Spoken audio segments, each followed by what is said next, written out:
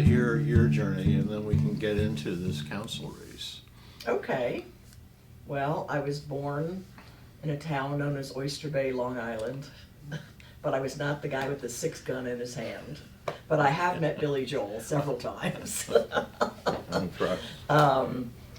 I am a product of Catholic schools, yay, and I'm first generation American. My father came here in 1947 from Ireland. He was about 28 years old, and he was the only one that came here from his family. So till the day he died, he had his brogue. He died at 87. Then married my mom, who was a dyed-in-the-wool New Yorker, and so that's how we got out to Long Island and raised the family. And but you headed south at some point. I did head south at some point. Well, I headed west first. Oh, that's right. Yes. Well, after college, I went into the hotel business, and I worked for Sheraton Hotels for 10 or 11 years.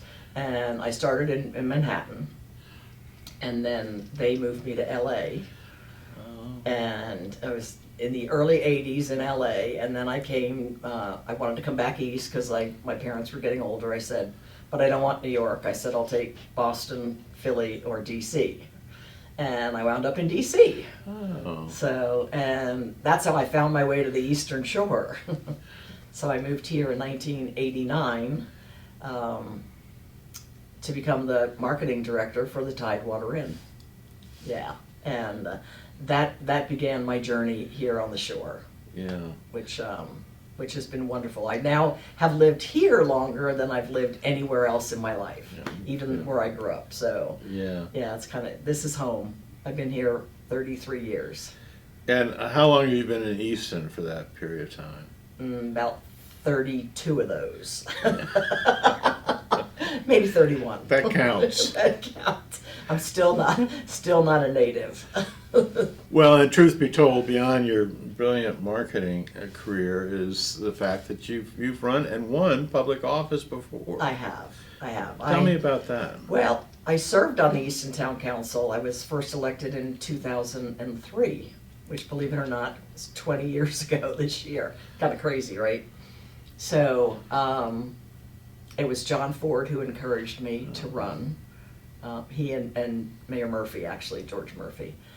Because John was going for the presidency of the council at the time, and he said, you know what, Maureen, you should really just run for my seat. And I went, really? And because I had been the Easton's Main Street manager prior to that in the 90s. That's right. And so Mayor Murphy always said, you belong on the town council.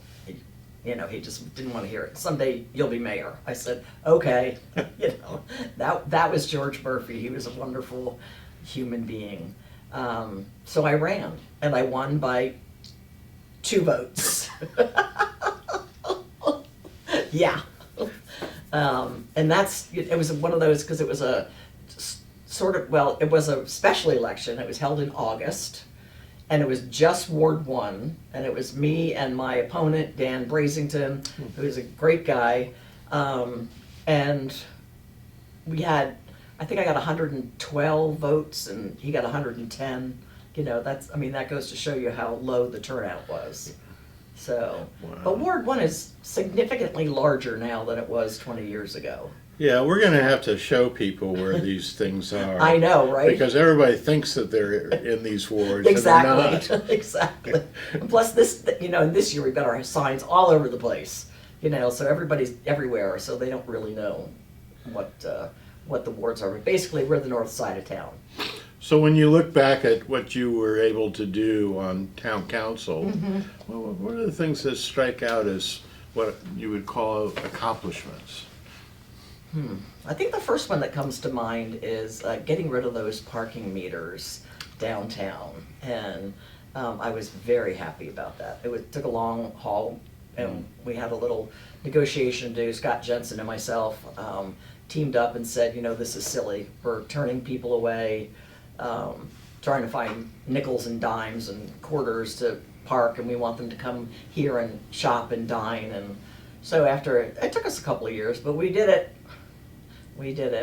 And I think just the whole, what I brought to the table with my knowledge of Easton Main Street and Maryland Main Street, National Main Street. I kept that going as far as making downtown viable once again. And of course, my time at the Tidewater, back in those days, early days of the Tidewater, was struggling big time.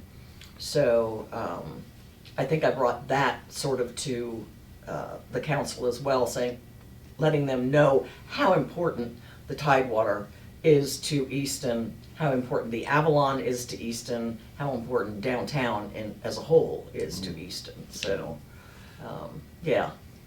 And then you've been politically active since then. I have been.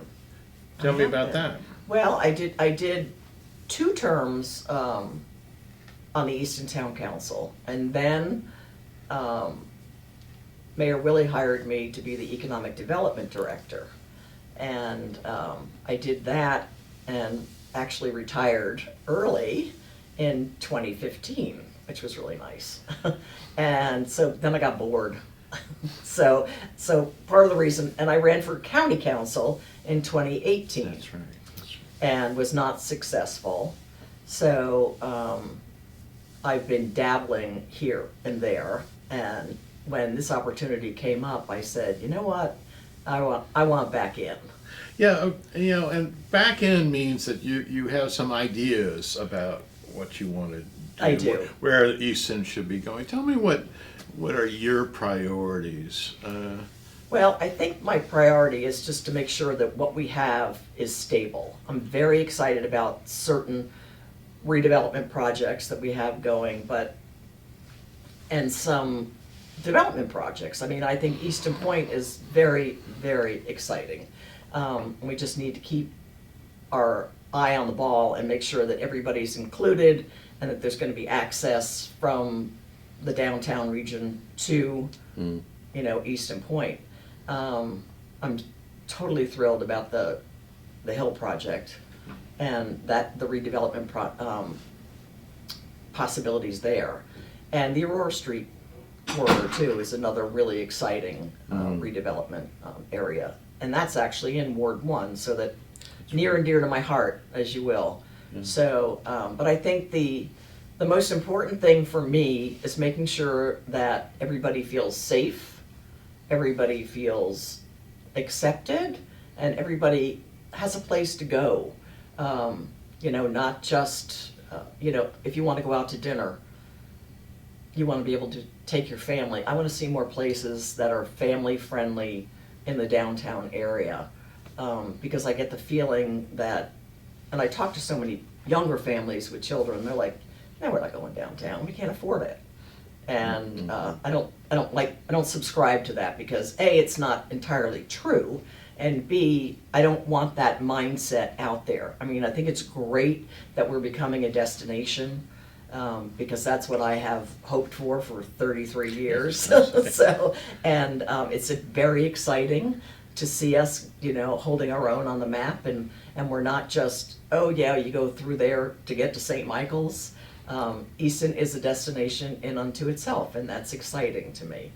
I think the Tidewater Inn has been a blessing. I remember when they were going to lock the doors. I was the general manager when they were going to lock the doors. And, the bank said, we're done. And, a guy by the name of Josh Freeman stepped up and bought us on the courthouse steps, and that was the beginning of the revitalization of the Tidewater Inn, and I think really helped the downtown tremendously. And you look at it today, Josh's company wound up selling the hotel after he was killed tragically in a helicopter crash, but enter John Wilson, our savior. And unfortunately, we lost him too, but he has left his legacy behind in the Tidewater Inn. And we are a better community for it. And just, look at the Avalon today. It's gorgeous as we sit here. Right, Nick? No, I mean, we've come such a long way. When I first got here 30 years ago, 33 years ago, whatever it was, I mean, I was working in Easton. I wasn't living in Easton just yet. It took me a few years to get here. But it was a sleepy little town. Yeah. So that kind of brings up the number one issue that came out of the Spy poll recently, which was you might have been too successful, because growth is the major issue out of almost 400 people participating. Exactly. And growth can be a good thing, can be a bad thing, but it seems like our readers would like it to be well managed. And Well, growth has to be managed, otherwise you're going to be in big trouble, because you can't let the developers rule the day, because it's not their town, it's our town. And I've worked with developers over the years in my economic development career, my tourism career, and I have a great deal of respect for what they do, but we have to right the ship when it comes to our relationship with developers in this town.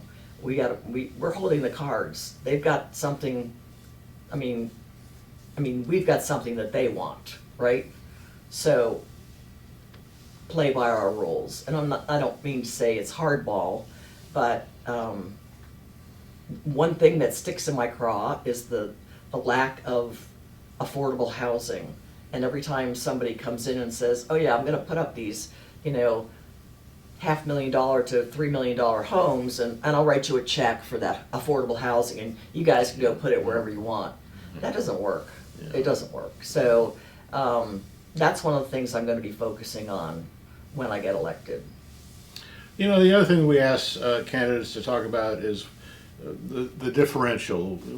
Meaning, what are you bringing to the table that maybe others might not be able to? Well, I hate to say it, but it's my old age and my experience.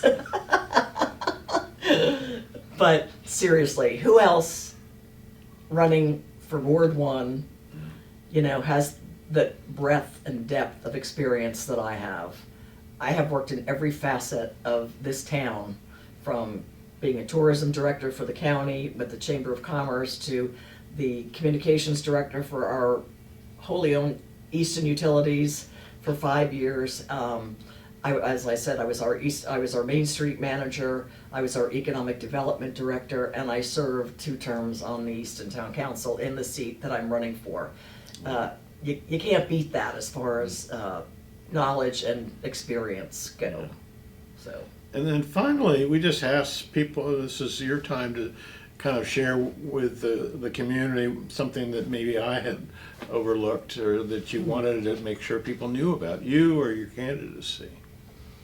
Well, I think one of the things I'm really proud about is 2 things that happened while I was economic development director. We celebrated Easton's 200th anniversary in 2010, and I, along with a myriad of fabulous volunteers, pulled off an entire year's worth of events celebrating Easton. And I think my favorite one was when we shut down Harrison Street and did a spaghetti dinner for like 2,000 people.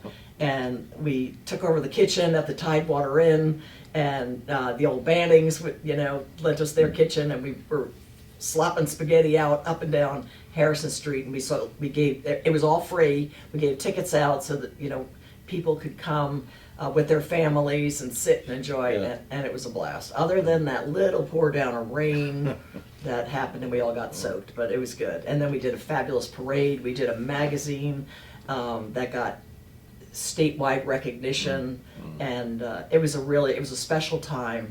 Special time for us here in Easton. And I think the other thing that I am so proud to have been a part of is the Frederick Douglass Honor Society, and getting that statue on the courthouse lawn where he belongs. So, and I love to see the momentum that all of that, from the tourism perspective, it's having having seen what Harriet Tubman and Frederick Douglass are doing for the Midshore, it's so exciting. And then the Hill after that came after that. So it's, you know, it's all starting, and it's really, I'm so proud to have been a part of it. Well, thank you for participating today. We really appreciate it. Thank you.